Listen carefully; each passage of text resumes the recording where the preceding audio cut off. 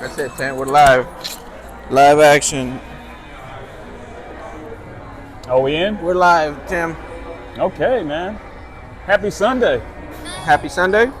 Absolutely. So, talk to me, Tim. How was your week?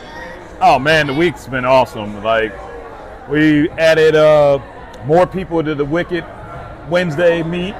That was Thank one you of for them. showing up. Of course. Absolutely, that was awesome. And then Thursday we had the Sweet Hut meet. Finally got to see my boy Eli's Quadrifoglio Julia. He doesn't always bring that around. No. I've noticed that he brings the old one, but he doesn't bring the new one. Exactly. And the new one's got to come out, man. It's awesome. It's awesome. What is that car? Talk to me about that car. Okay, So I don't know much of it. So what is it? So the What's Alfa the crowd for Romeo it? Giulia was built to pretty much beat the BMW 3 Series. And then the Quadrifoglio of it is to beat the M3, which it did. Ah, okay. And it is just one of those cars. 505 horsepower, 2.9 liter V6 twin turbo. It sounds awesome. It does everything that you would want a car to do. So it's V6 twin turbo, Yeah. all-wheel drive. No, rear-wheel It's drive. a rear-wheel drive. Yeah. Carbon fiber roof, Okay, kind of like the M3. carbon fiber drive shaft, carbon fiber hood. It has a lot of weight savings. So roughly, I think it comes in at about 3,300 pounds, which Oh that's wow. like the weight of a Elantra N or a Veloster N, yeah, they weigh but about it's the got same. 505 horsepower, so Oh, this wow, thing that's- just moves. Okay, so that car is built for what type of racetrack? Probably like Road Atlanta. Okay. It would be more fun at Road Atlanta than probably AMP, which Let is me ask Atlanta you this: Motorsports Park. is it a really good drag car? Can it It hook and probably go? can hook and go, You think so? and probably would be about a good 11-second car, I think. Oh wow, okay. The reason why I asked that is because Carrillo, we go to the drag strip Yeah. every other weekend, just trying to improve time on our platform because we have a BMW 335i with the N54. Absolutely. And I've been learning on that platform because I'm really a 5.0 guy. I had a Mustang, a truck, you name it. So we picked up this car, and I mean, man, I'm very surprised, man. Yeah. I'm very, very surprised on that platform. It had its little hiccups because it was misfiring like hell. But we have a shop, so we got it ironed out, and she's doing right now a 12-second pass flat, 12 flat. 12 flat. Flat, and That's and we still need drag radial tires. If we have those tires, oh, you're in the 11s. I'm easily low 11s Yeah. because I have to launch it in second gear. Right. Second gear, 'Cause you and can't get I it- can't get it to grip on first gear. It'll just blow the tires all the way around. Mm-hmm. But yeah. Anyway, but back to that Alpha. Yes. So that will beat me at the drag strip. The way it's Yes. set up. Oh, the way it's set up, absolutely. 500 horsepower wheel or 505 crank. Okay, so it's in 430 wheel. Mhm. Okay. And then Demetrius investing with D, he has the Stelvio Quadrifoglio. So now you take that same platform. It's the same car. It's just an SUV. It's the SUV. Ah, okay. Yes. Interesting. But that one's an all-wheel drive. Yes. So So that that'll hook better. That'll hook better. it puts Shout the power out down. to Demetrius, man. We Shout love your out. car. That's a beautiful car. We'll tag Absolutely. you down below. That Aqua GT is a beautiful color. That's that gold. So let me ask. Yeah. Let me ask Tim Crawley. Yes. What car would be the one for you, all the way around, right now? If you can buy it, you can afford it right now. What would you buy?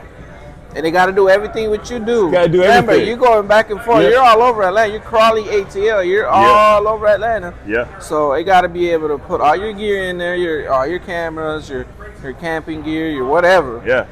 But it has to do it all. They got to Man. race cars and all that.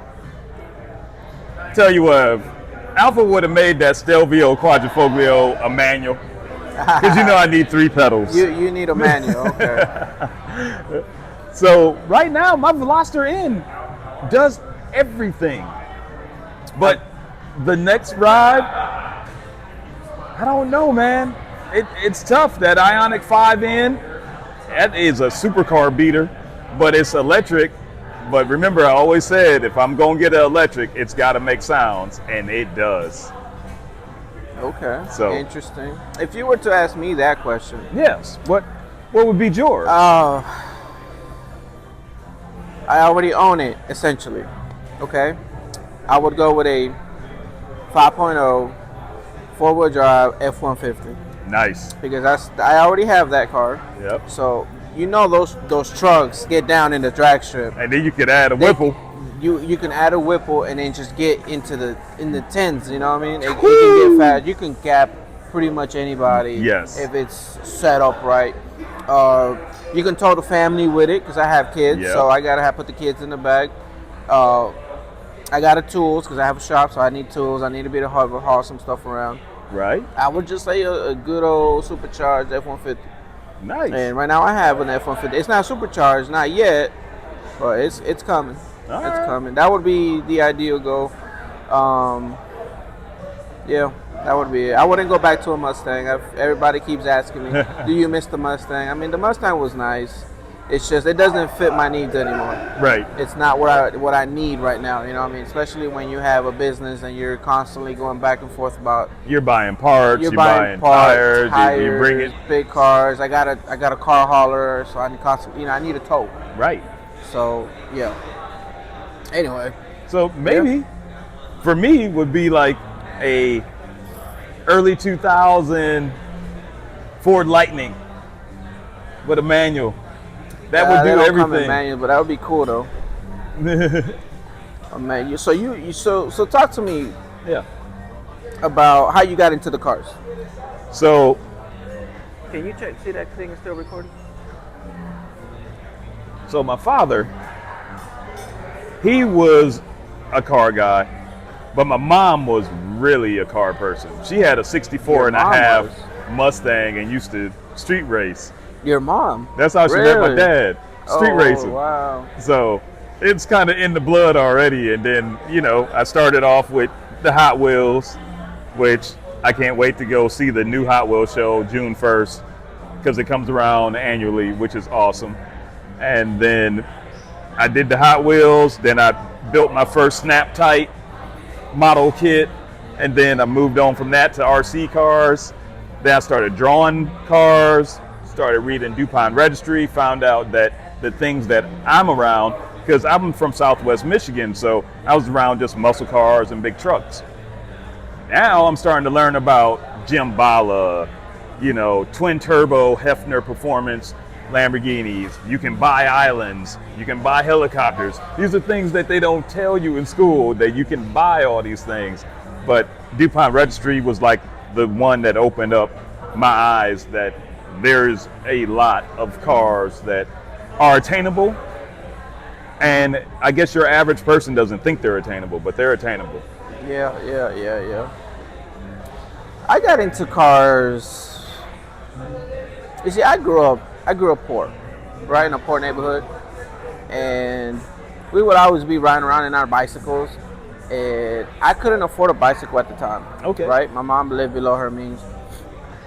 So she couldn't really afford us buying toys or stuff like that. Right. So when I first moved into this neighborhood, there was a bicycle that one of the neighbors' kid didn't want anymore. Nice. And I grabbed it. I had some tools laying around, and then I just started fixing it little by little. Shining it, put a new tire on it. I would go to Walmart. You see, I don't know if Walmart still has those racks with the bicycle with tires. All the bikes? I don't know. Do they still have that? I believe they do. I haven't been in a Walmart in a long time. So we went there. I was a teenager. Mm-hmm. I would go in there. Oh, these are the tires that I want, and I would put them on, and eventually one of my close friends growing up with got a car. Oh. He got one of those $200 cars. Okay. And man, we were all over that car. It was a 1988 Honda Civic. Oh, stick nice. shift, right? Nice. Carbureted.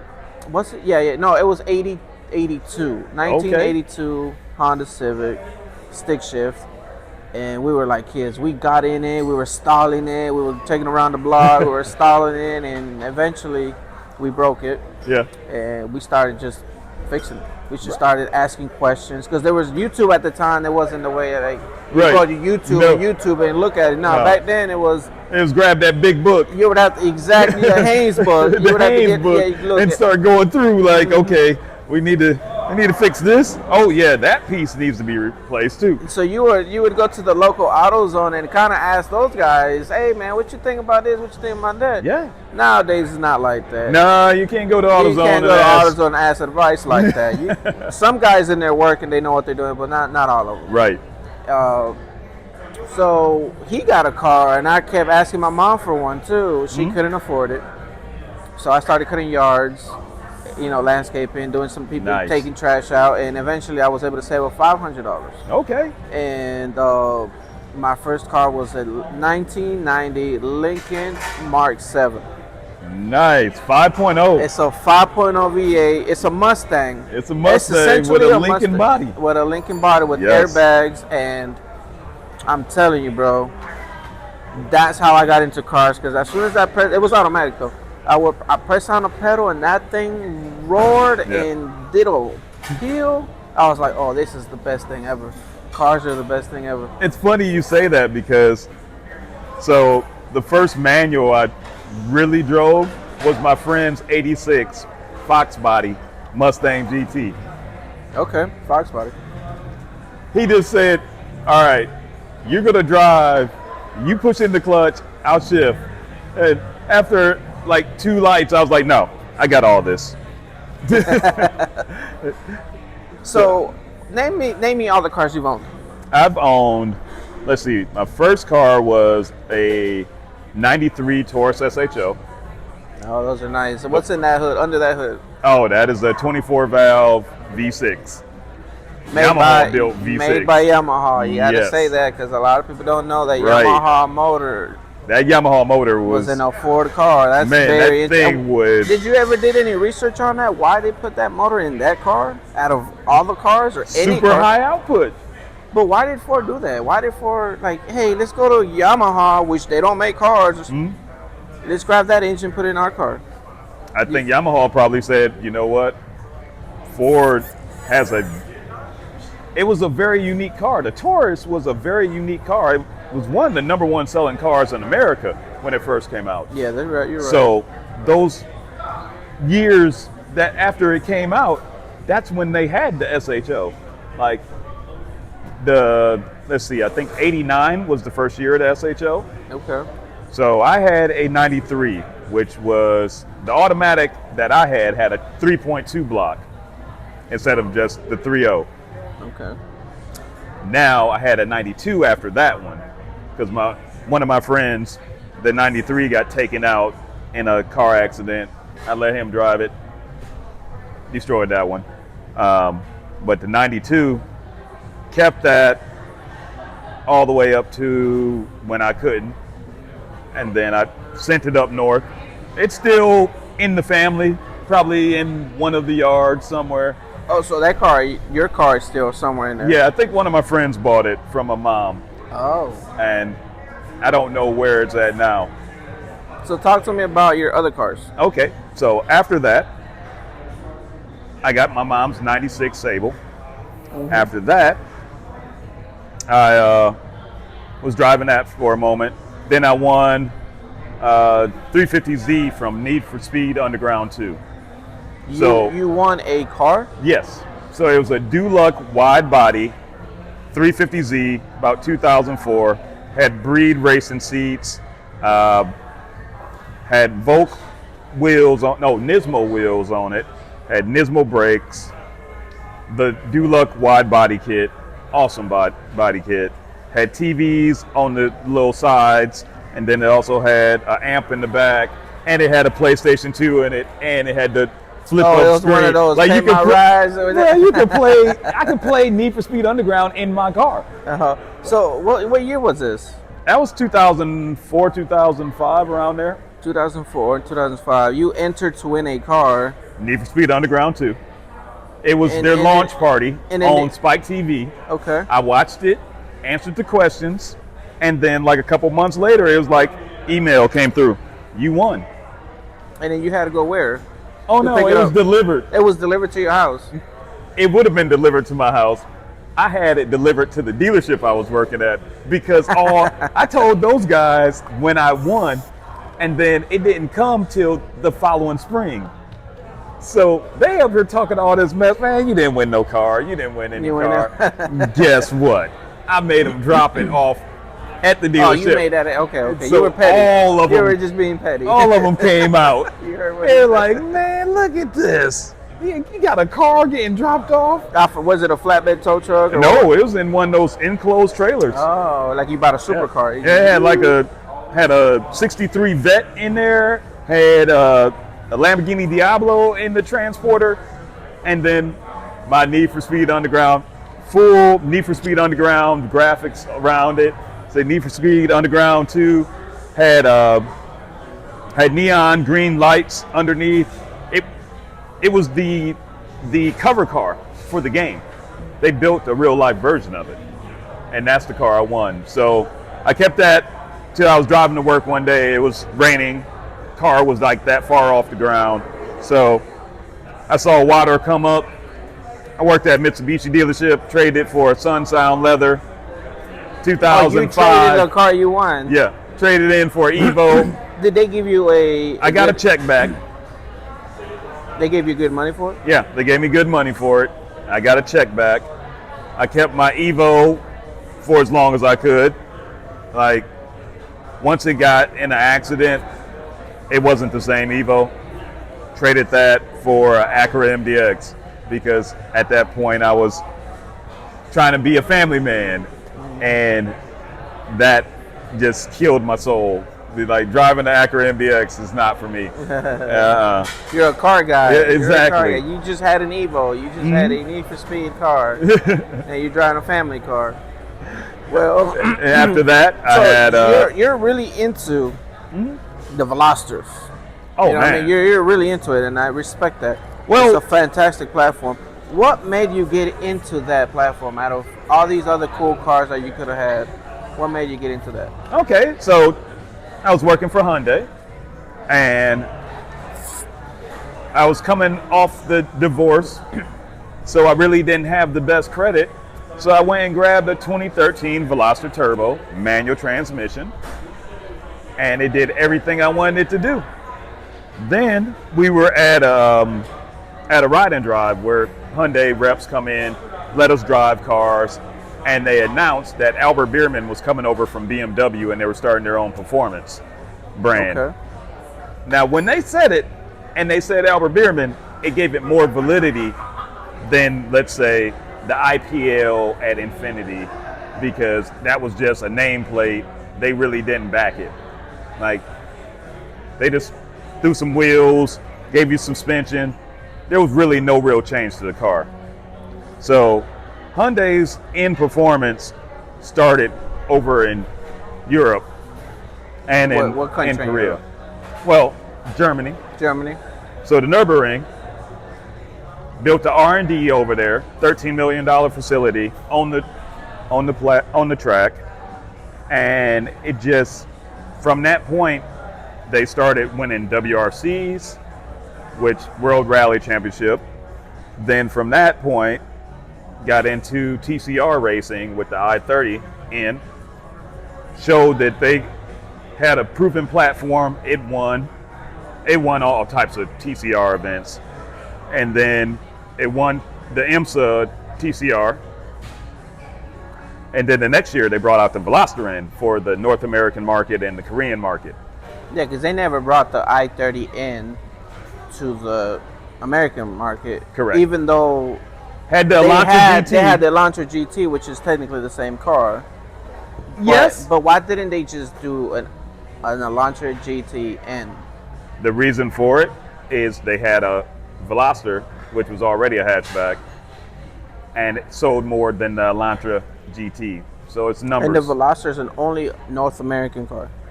And Korea. And it was in Europe for about 2 years, I think, and then it discontinued. because see the difference in the two, where the i30N sells over there. Over here, its platform wasn't selling, so they went with the Veloster platform. Okay. So IMSA, TCR, they do the Veloster in. It wins 2 championships back to back, all types of TCRs. Then the Veloster gets towards the end of its discontinuing, so they bring the Elantra in. But the reason why I like the Veloster is I went from a 13 to a 15. Then after that announcement, I got a 2019 Veloster in when they first came out. It was a base, and the car did everything that I wanted it to do. Because I was playing Forza Motorsport, which had the Veloster in on the game before it even came out. And I said, if it handles and does any of the things that it can do on this video game, I am in. And sure enough, I came back from my test drive. It was You're like, it was sign me over. up, It was let's all do it was over at that point. But that's your first end, because you're on your second end. Your Yeah, I'm on first my one. second So talk to me. What happened that day? What happened? Oh man, so I was on my way to work, and I was on Peachtree Industrial, and Lexus RX 330 just pit maneuvered me, spun me sideways. Oh, wow. It was a little bit wet that day. Spun me across Peachtree Industrial. The car ate a tree, stopped before another tree and an embankment that would have dropped me about 25, 30 feet. And then I just opened up the door and got out like it was nothing. The look on the people's face behind me is what made me look back at my car like, ooh, maybe I shouldn't have been getting out of this. So it's a very safe car. And from the impact that I had at the speed, look on those people's face. So you wrote it off, insurance paid it off, and then you got another one. Yeah, and I went up to a performance pack from the base. You went from the base to the performance pack. Okay. Performance pack gives you the electronic LSD. You get to adjust your exhaust sound. Like you could adjust normal sport in, but with the performance pack, you can actually adjust when the exhaust, like in your custom setting. So I can go everything on full kill, turn the exhaust on. I call it ninja mode. Because they don't hear you coming. They don't know what just happened. It's just... It comes out of nowhere, because that car is like, you go down the road, it's a Hyundai, it sounds really quiet, but you put it in N mode. Oh, it changes that thing starts popping. Pop, pop, pop. I'm like, wow. I love that car. I don't own one, but right. Respect to people who will do, because that is a very, very nice car. Thank you. And the colors, and it's all pointed up right. I love it. And very spacious inside. Mm-hmm. Yeah, I'm very surprised, because it's a little hatchback but you fold those seats down and you can cram anything. You know, our buddy Jose, he has one and he uses it to detail cars. And he folded up the seats, and I'm like, whoa, you fit your vacuum, your pressure washer, your rag, everything's in it, and his tools. What's funny is one of my friends he's a alcohol distributor. So the trucks weren't running a couple deliveries one day, and his car was in the shop. So I helped him run his deliveries. We had that thing full of just wine, liquor, beer, and it went all the way to the back of the seats, and we got all the deliveries in there. And we stopped at like probably 7 different places to drop off those. It can hold a lot of stuff. Yeah, I've seen it firsthand. I've seen it. Very interesting. So they did away with the Veloster N and the Kona N. Yes. Now the only thing available that you can buy that's an N is the Elantra. The Elantra N here in North America. And the Ioniq N. Ioniq 5N. Ioniq 5N. And that thing is putting some numbers. Oh man, that thing's breaking some records. It's pissing off a lot of platforms. I've seen it. I saw a video the other day. And Did you see the Haggerty video? Yeah, that's the one I saw. Where it beat the Urus Performante? And they beat all the other cars, the Jaguars and all the other stuff. And like, wait, we got to bring something better. They brought a Urus. I'm like, okay, man, can't beat that one. Right. It's a Lambo. Come on. Nope, it dusted them. Gap. They gapped them. It launched good though. Yeah. The years launched good, but it took off and bye-bye. I know. That's interesting. A Hyundai. Yeah, man. Because what most people don't get is Hyundai is not the Hyundai from the 80s. It's not the Hyundai from the 90s. It is now Hyundai. Hyundai has some of the best engineers, marketing, and people from Lamborghini, Bentley, Audi, Honda. The guy that did the Ford RS is over at Hyundai now. Oh, so the guy who made the RS Did the engineering. is out there in Hyundai Yeah. developing the end Yep. performance. Ah. And then you got Peter Schreier from Audi doing design. And you got Luke Donkervert from Bentley, Volkswagen, Lamborghini doing, that's the Genesis. Like, it's So Hyundai, Kia, Genesis. I mean, those cars are looking nice now. Absolutely. They're looking way different. Absolutely. They're not the Hyundai that I'm used to seeing. No. They're performing. Yeah, they're And performing. they're still affordable. They're still to the point where I can still buy Your this. average car in America is $43,000. So, yeah, they're very affordable when you think about it. And they perform pretty And decent. then I know there's some people that were talking about how the Ioniq 5N isn't in the price range of like the other products, but it's in the price range of EV vehicles, and it is a bargain for what you get. So how would it perform against not a Plaid, but it would be Model 3 a model? performance? Well, it has to be Or a Model Y. A Y perform. Yeah, that. Why performance? I think it'll get it. You think so? I think it will. Dual motor and all that. Yeah, because the Tesla's not really a performance car. They trying to work on it. They're working on it. It's not really meant for performance, but Right. it's putting down some numbers now. Where if you got an N badge, That's a not performance an N car. line, N badge. If that N doesn't have a line next to it, that car can go. It's supposed to be a everyday sports car, It's a sports track capable, and fun. That's the three things that every N it's So gonna what's be. the price tag on a Ioniq 5N? 67. 67 grand. Yeah. Are they marking those up? I've seen theirs is markup, but I mean, $3,000 markup, I would still probably pay it if I was in that marketplace. I'm still a 3-pedal person. That was my next question. Yes. Well, Tim, Mr. CrawleyATL, is he going to jump ship? Well, not really jumping ship because no. it's the same ship. It's just different department. Right. Are you going to go down to the EV department and piss off all these other cars? I want to drive it. Or do you own it? I'll lease it. And then to give it back to him when you're done? I'll lease it. The 3 pedals it's old school, right? Old school, traditional. It makes it feels good around the track. It makes you feel very involved. It just keeps you more alert in your vehicle and it's fun. and fun. But really, they're not performing the way these DCTs are performing. Oh no, not at all. Because now I have one clutch. I have 2 clutches.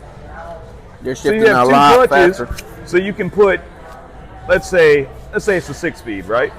So they put 3 gears on one clutch, another 3 gears on another clutch.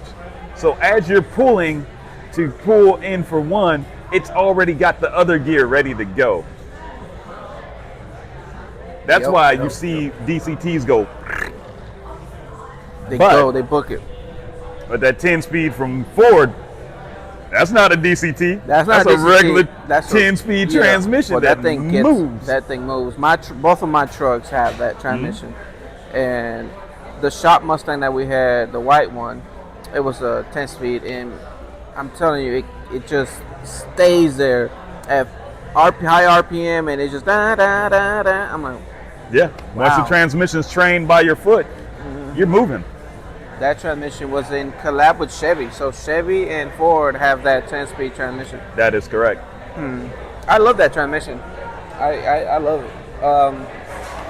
It's good for towing, apparently, because the F-150s have it. Yep. It's good for towing. I love it. I may pick up another car soon. Okay. It's not a car. I take it back. It's a SUV. Okay. Thinking about the Explorer ST? The Explorer ST. Here we go. There we go. ST. All-wheel drive. It checks all the boxes. It does. It's an SUV for the family. Yep. It is fast. Yep.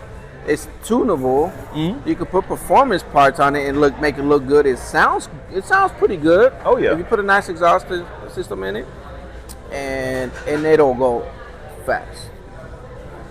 And I think that might be the next one. Okay. One of my F-150s is an EcoBoost. Yes. It's a 2.7 EcoBoost. Okay. That thing, it gets down. So the Explorer ST has a 3.0 twin turbo. It is based off of the 2.7 EcoBoost motor, not off of the 3.5, because Ford has. So it's the in-between motor. Right. It's an in-between motor, but not really. Okay. The 3.5 was the first EcoBoost, right? Okay. It came out in 2011. It was the first EcoBoost, 3.5 twin turbo, and then 2015, if I'm not mistaken, was the second EcoBoost, the 2.7 EcoBoost. Right. It's a smaller packaged motor, but the block is made differently. It's made out of CGI. Oh. The same material off of the Power Stroke diesel, the same, so the block can stand some horsepower. And that's, out of all the Ford motors currently, the 2.7 is one of the most reliable ones. Okay. It is. It's just it does its thing. It's a 2.7, and you can push it up north of 500 horsepower, and the motor loves it and holds it. Okay. Granted, you gotta do turbos, right, exhaust tuning, E85 stuff. But yes. So yeah, the Explorer ST is based off of that 2.7. And those EcoBoosts are no joke, man. Now everything's is turbo. Direct injection, turbo, everything's turbo. Remember back in our days, displacement. big V8. Displacement. Baby, if you didn't have a V8, you wasn't a cool kid. Right. You wasn't a cool kid. But even then, like growing up, yeah, I was around muscle cars, but there was always somebody with like a Talon, TSI, and all of a sudden they're walking Camaros and they don't understand why. Like, I understood why. I was like, that turbo, they're lighter than you. It's moving. And it's all-wheel drive. Where you're trying to catch traction. The Evo Eclipse? Well, Evo didn't come out till I was almost an adult. I'm talking about like teenager years. You're talking about the Mitsubishi Eclipse. Yeah, Talon, TSI. Yeah, that one. Yeah, it's the like same motor as the gen. Evo, yeah. right? It's the same thing. 4G63T. You see those around? I don't really see them around. You don't see them around. Why is that? That's a nice car. Because people don't know about them. Like, they don't know that the Talon in TSI is a Eclipse GSX with just a different body. That is a nice all-wheel drive. All-wheel drive. Wow. GSX and a TSI are siblings. Yep. Just like the Stealth RT and the 3000 GT VR4 are siblings. Okay. Twin turbo V6. Back in the 90s, man. I mean, this is serious power. If you were in the 300 horsepower range, right, you were making noise. Right. You were fast. Yeah. And these things are coming with 227, 250. Like, so let me ask you this. What is your sweet spot as far as horsepower? Obviously, you don't want no 1200 horsepower monster that's just gonna, for no reason, it's just go straight in. That's it. Yes. What's your sweet spot? My sweet spot is probably in that 500 range. I like where the GT350 is, that 526. I like where the Porsche GT3 is, 500, right in that range. I think 500 is like the sweet spot where it can be streetable, but also you take it to the track and it can take the long straights. Like Road Atlanta, 500 horsepower car, good. Tail the Dragon 500 horsepower car. A little sketchy. It might be too much. It might be a little too much. I think if you go to the Tail the Dragon, you bring a 300 horsepower car with some good tires. Oh, you're gonna have a ball. And a good driver. You're gonna have a ball. You're gonna be gapping a lot of those cars out there. Yeah, but it's not a racetrack. It's not. It's fun.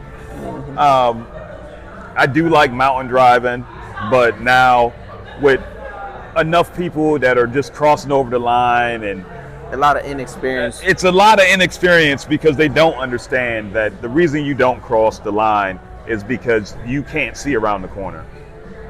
Exactly. And if you're traveling at speed and the other person is traveling at speed, now you have an impact that is even at the posted speed limit of 35 or 40. When two cars combine, that is a 80 mile per hour impact at that point because it's both of you. Yeah, very sketchy. Speeds. I went to the Tail of the Dragon last year. I went in the motorcycle. Oh, nice. I went in there on That's what it's made for. Yeah, so I went in the MT-09, Yamaha MT-09. It's a torque monster. That bike, it looks good. It's very unstable on the interstate. I mean, that's why I sold it. I was like, man, this is too unstable. Right. But oh my God, the torque on that thing, and it did very great at the Tail of the Dragon. But nice. Me being the first time going to the Dragon and on a sketchy bike with a lot of power, I couldn't push that bike. I was like, I can't do it because I don't know what's next. Right. You know what's next. I don't know what's next. Right. And a lot of other bikers are like, man, you need to go faster. It's like, no, bro, this is my first time here on a bike that I bought like 2 months ago. Like, no, and this is a I'm still learning my bike. I'm still learning this bike. Either way, I had fun. I made a mistake of looking up into the scenery. Oh, yeah. As soon as I looked at the scenery, I'm like, this is beautiful. I looked back down, and I was like, oh, I'm over the line. Yeah. Yep. Turn it back. Like, oh, you can't. You have to look forward. You have to be alert. In the moment when you're there. Yeah, definitely. Now, that's why they have the nice pull-offs. I like that halfway down you can stop and then get a nice view of the valley and see everything. At the very top. Yeah. So I'm actually planning on going next week to Tail of the Dragon. I'm going to take the BMW out there. Next week? Next weekend. What's next weekend? Next weekend is June 1st, right? Yeah. So that's Sunday. That's Sunday. That's caffeine and octane. So So Saturday, I know I'm doing the Hot Wheels. Where's that one at? It's gonna be in Beaufort at like Sardis Church. It's a Walmart. That's where normally the Hot Wheel tour comes through. Okay. So that's gonna be awesome. And then that same day, Liberty Walk Diecast launches their diecast vehicle. So I'm going to try and go online and grab one of those and grab one of these Hot Wheels. Because, I mean, I really didn't think about diecast till I started talking with Cartel Lifestyle, Curbster. And he was like, come out to shows, I sell Hot Wheels. So what does Cartel do? I've seen him around in the shows here in Atlanta. He's been in the car community. So he's been putting on events. Sells Hot Wheels? Is that what he does? Sells Hot Wheels. He's been putting on events for years now. So okay, interesting. I met him one time. Mm-hmm. Good guy. So, I'm excited that Nope's coming back. September. Nope. Atlanta. Atlanta Motor Speedway. Okay, that's interesting because I remember going to Nope when I was a kid. Now you get to see builds. Now I get to experience real builds it as an adult with my builds. With your builds and interesting. So we got to set up. Have our own camp out there. We need to do that. We need to get. When is that? That's in September. They haven't put a date to it yet, but I'm following Nope. Have the update notifications on. I'm like, whenever we get new info, I'll pass it on. So let's wrap it up. Yeah. Any upcoming events with CrawleyATL? Yeah, man. We're What about we to go to Puerto Rico in June. You know it. June 8th, June 9th is a Fast or Nothing event. Fast or Nothing event. Right? So it's a half-mile event. Yes. A bunch of fast cars are going to be out there. Yes. So we're going to be out there in the VIPs. All right. We're going to be up close, talking to these guys, and then just experiencing it live right there in the front. I'm excited, man.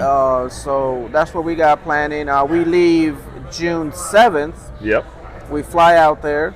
We got our Airbnb already, and then it's gonna be an awesome it's trip. gonna be awesome. And I've never been to Puerto Rico. Neither have you. All right. Our buddy Chris, It's from there. he's from there. That's why we kind of So we get a good local. Yeah, he knows where to stay away from and where to go, especially in the car community. Right. So we're excited about that. So Carrillo Automotive Solutions is definitely going to be out there with the team, with Tim, with my wife Jelly, and Chris. Yeah. We're going to take some Spartan Car Care products over there, giving out to some of them locals over there. Try to help out. Shout out to Jose. Shout out to Jose. Shout out to Jose. He's Spartan Car Care. Appreciate Car you. Care. We definitely appreciate you. He's a very supporter of my shop, Carrillo Automotive. He's part of our team.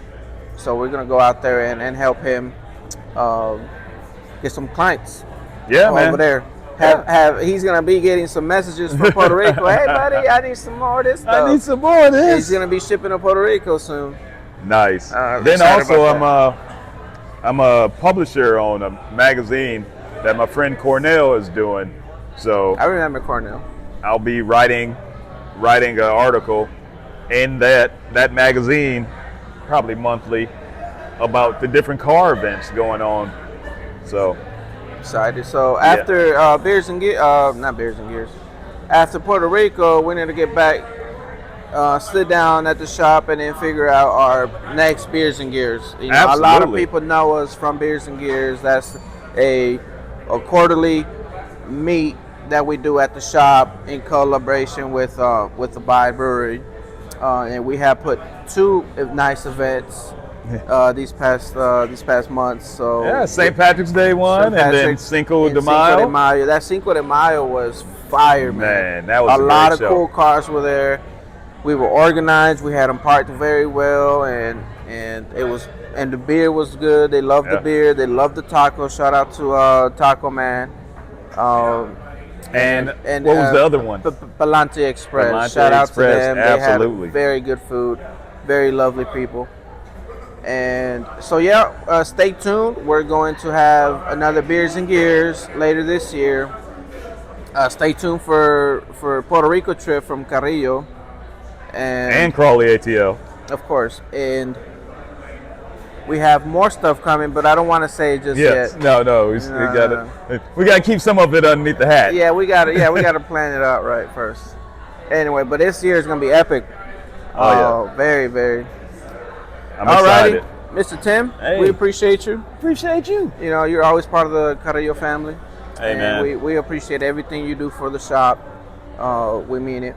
And, you know, we always got your back. I know. And I appreciate, man, I remember when we were both working at the dealership, we were talking about these things. Now we're living it. Yeah, that's why I just walk around with a smile on my face. Yeah, we're living the dream, bro. We literally living the dream. We spoke about this, 8 years ago? Yep. 10 years ago. About 10 years ago. We were sitting there. I remember, man. Yeah. We were in Atlanta, at Midtown Atlanta. Yeah. We were at Flip Flops at the balcony, just sitting there watching these nice cars rolling by. I said, bro, one day I'm gonna have my own shop. You're gonna have a nice platform of you sharing your experiences, and you're gonna have that nice car that you want, that you always dream of, and we living it now, man. Yeah. And I'm very happy for you, and I'm happy for you as well.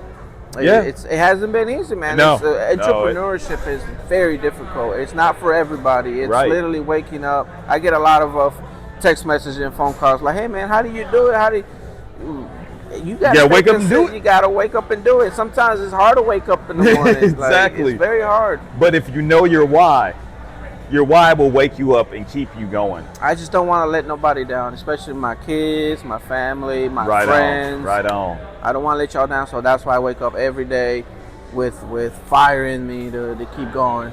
Well, you know, anytime you have one of them low moments, you can always call me, and I'll Care Bear steer you back up. Yeah, of course. You've always been there, man, and I really appreciate you.